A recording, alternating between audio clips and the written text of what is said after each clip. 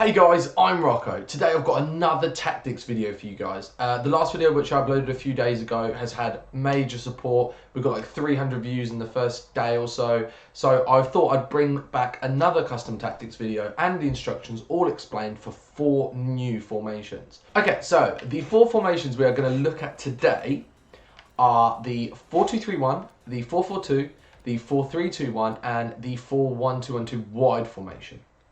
Now, I know I've done lots of tactics before on the 4-4-2 and the 4-2-3-1, but I've made adjustments, so I thought you guys would want an updated video with all of these formations all together.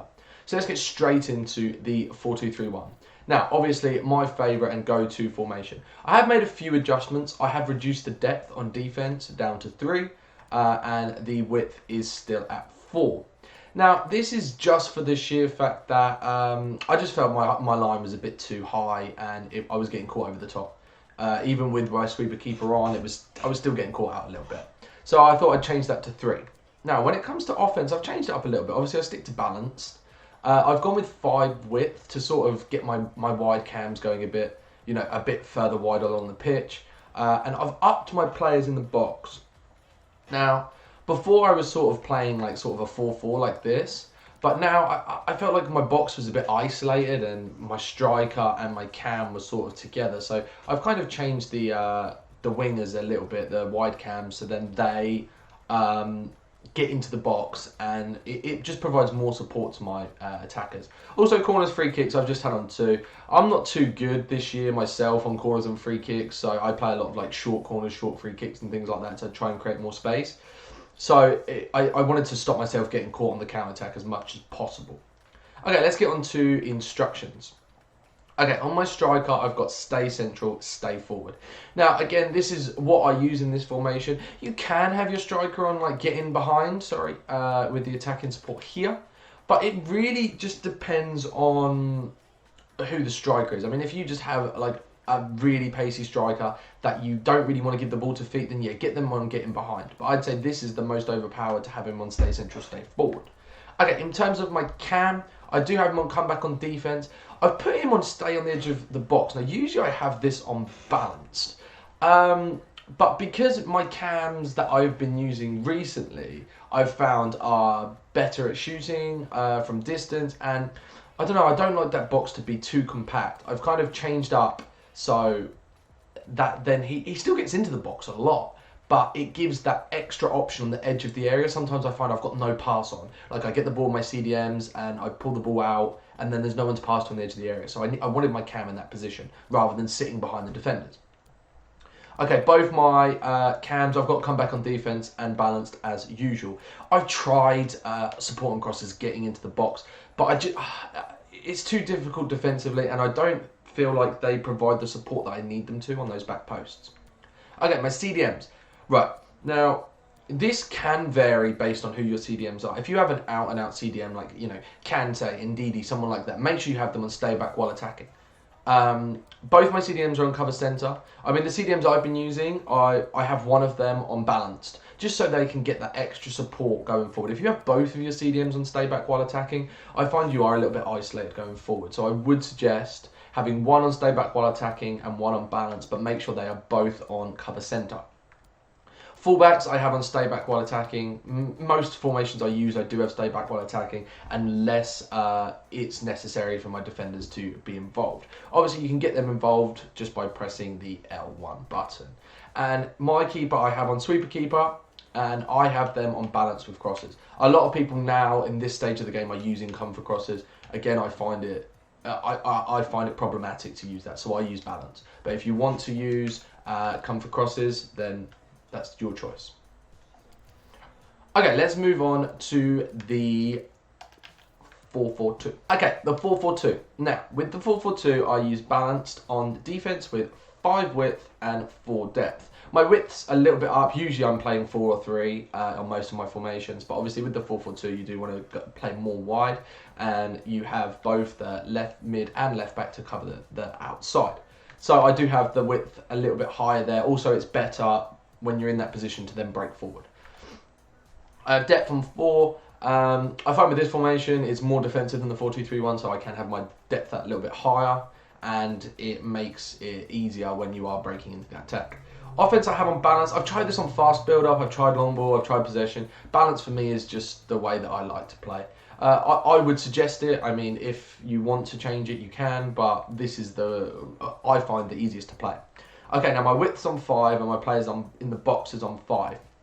Obviously, your left mid and right mid are going to be pushing forward. This with the 4-4-2, you're wanting to be using those wingers as much as the midfielders as much as you can, really. So I try and get that width a little bit higher, as I usually play very narrow in my game. Again, players on box is 5. That's just to provide that little bit extra support going forward. Corners, free kicks, same as for the 4-2-3-1. This is very personal, depending on the way that you play. But for me, I like to have them on the low. Okay, in terms of instructions. Now, one of my strikers I have on stay central, stay forward. And the other striker I have on getting behind. Now, again, the same as... I find your striker instructions is very dependent on the player that you have. If you have a player that's going to hold up the ball, like you say you've got team of the season so far, Lewandowski, or you have Ronaldo or someone like that, you are going to want them on that stay central, stay forward, because they can occupy it. Again, if you have someone that you just want to attack, someone fast, someone small, then get in behind. I usually try and run like 2 similar players, but one that's going to get through and one that's going to sort of hold the ball up there. Okay, in terms of my wide players, I literally have these on balanced and get into the box for cross. Now, if I'm with this formation, because I have the 2 central midfielders, the two strikers, I can use my wingers to attack the back post very effectively, and my opponent is too occupied with my 2 strikers. So getting into the box for cross is really crucial, and you can use that L1 square, that L1X, that driven cross, driven pass to then find that player on the back post, and it is really effective with scoring goals. Okay, in terms of the centre mids, it's very similar to the 4-2-3-1 in I have 1 stay back while attacking and I have 1 on balanced. Now, the guy on balanced needs to support your team. It depends on the player. If you've got a player that's terrible at shooting and things like that, like a Vieira, like an Ndidi, stay back while attacking. Both of them on cover centre. You do not want them going wide, especially in this formation. This formation is already very compact on the wings, so you do not want them going wide. So make sure they're on cover centre. If you do have like 2 midfielders that are attacking style, I wouldn't recommend it, but I'd have them both on balanced. But it might leave you a little bit isolated at the back.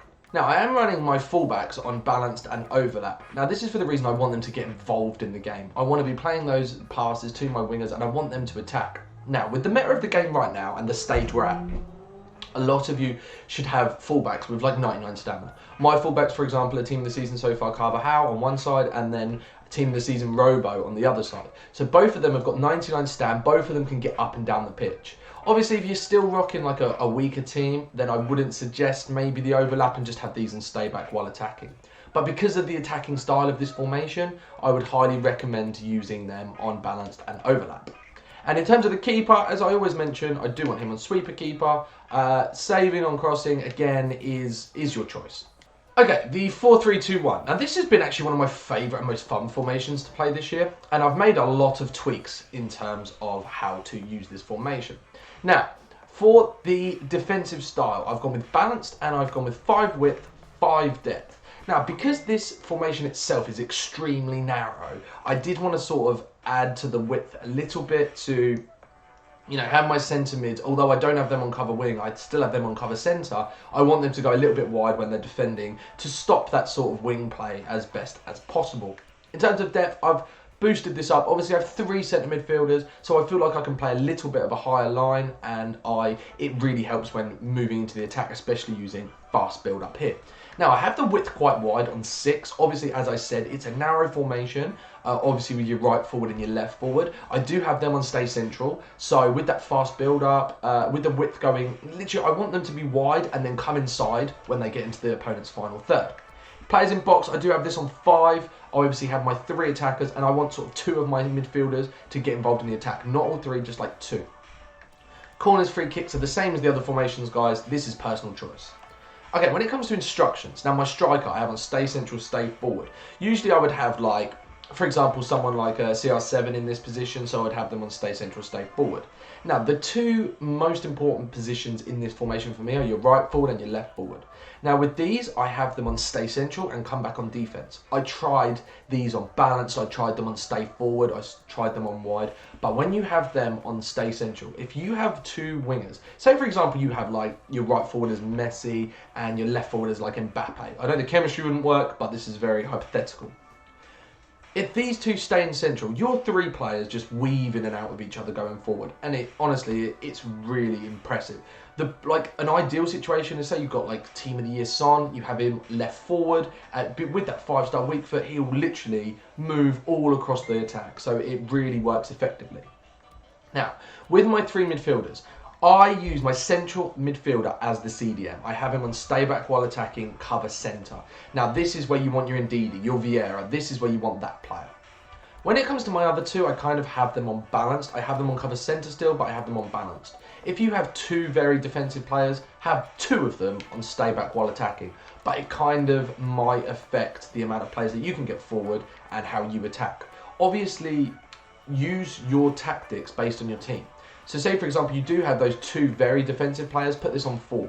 Then only your balanced midfielder will go forward. If you have it on 5, one of your CDMs will push forward, even if you kind of don't want them to. When it comes to fullbacks, definitely stay back while attacking in this formation.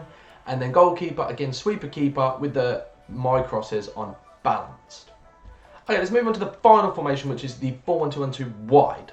Okay, last video that I did, which the link will be in the description, I did the 4-1-2-1-2 narrow. We also looked at a few other formations like the 4-3-3 fourth variation and things like that. So if you guys want to check that out, the link is in the description. Now today we're doing the wide formation. Now this formation I've found is the most wide, is the widest formation on the game. So when it comes defensively, I do have that width pretty low on 4 and I have that depth really low because there's only one CDM, so I need my defense to be as deep as possible really. Now again, another formation which I use fast build up. Because you have those two wide players that literally hug the touchline, I have it on fast build up. Now, the reason I have my width on 4 is because if I do want them wide, I will use my D-pad and go to hug touchline. Now, this is very effective because your players will then push wide. I'm a narrow kind of player, so I do have the width on 4, but if I need them wide, I will be hugging that touchline, and it's very, very effective. Players in box, again, is 5. So I've got my 2 strikers, my 2 wingers, and my cam. I do not want my CDM getting involved because he's the only one there. Okay, corners, free kicks, same as always, 2. Now, right, my 2 strikers. As I spoke to in the 4-4-2, it's very similar and it's very dependent on the strikers you have. I have one on stay central and I have one on getting behind.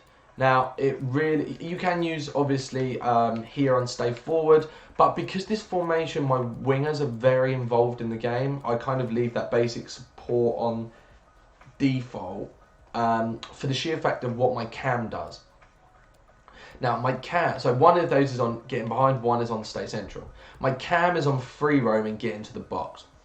Now, because of this formation, I want my cam to be supporting everyone on the pitch. So when your player's on free roam, he sort of goes, well, I like to think the AI goes where is best suitable and where I'm attacking. So he will move far right, he will move far left. So I have him on free roam. So that's why I have these two on sort of that basic defensive support. In case my cam isn't in the cam position, one of these two can drop in, probably the guy that's on stay central, and cover that position. So my cam is on getting to the box for cross and free roam. This is why my wingers now, they are on comeback on defense. I feel like my midfielders need to be on comeback on defense with my cam on default for basic defensive support. Now, come back on defense, cut inside. I need that additional support because it's a wide formation. Get in behind, so I want them to be getting right through and then get into the box for cross. That's again good for the R1X, R1 square, driven cross, driven pass. Now, my CDM is just staying there. He's like a block. Defensive behaviour, I want him on stay back while attacking, cover centre. I do not have cut passing lanes. If you are a new player in terms of using your triggers to defend, using your strafe defending, then potentially put this on cut passing lanes, but I find it tries too hard to cut the passing lanes, whereas you can do it yourself. Defensively, we want these on stay back while attacking everybody because it's very attack minded on the wings and going forward. Stay back while attacking, and then the goalkeeper is on sweeper keeper and default save on crosses. Right, that is the end of these 4 formations. Guys, if you did enjoy this video, if it did help, please let me know in the comments. Any more formations I will be happy to do for you guys. If there's any particular videos you want, if there's an attacking tutorial, defending tutorial, I do have some tutorials already on the channel that you can check out down below. Anything you guys want for the channel, please let me know. Alright, thanks for watching.